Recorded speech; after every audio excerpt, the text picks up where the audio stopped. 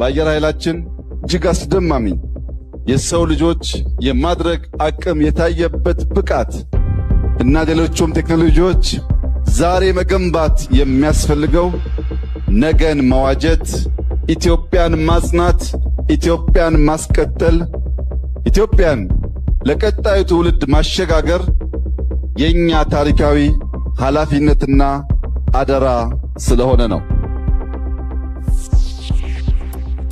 እኛ የዛሬ የኢትዮጵያ ልጆች የጀመርነውን ለውጥ ለማደናቀፍ የሚደረጉ ትናንሽ ሙከራዎች ሳንመለከት፣ ምላሽ ሳንሰጥ፣ ሳንገታ፣ ሳንቆም ወደፊት መገስገስ አማራጭ የሌለው ግዴታችን መሆኑን ላስገነዝባችሁ እወዳለሁ።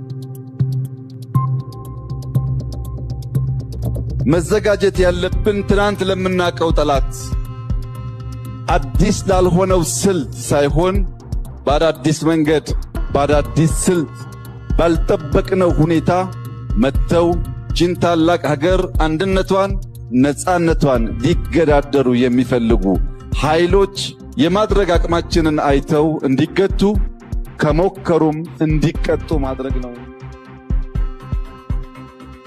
ለጠላቶቻችን ያለኝ መልእክት ኢትዮጵያን አትንኩ፣ ኢትዮጵያን አትሞክሩ።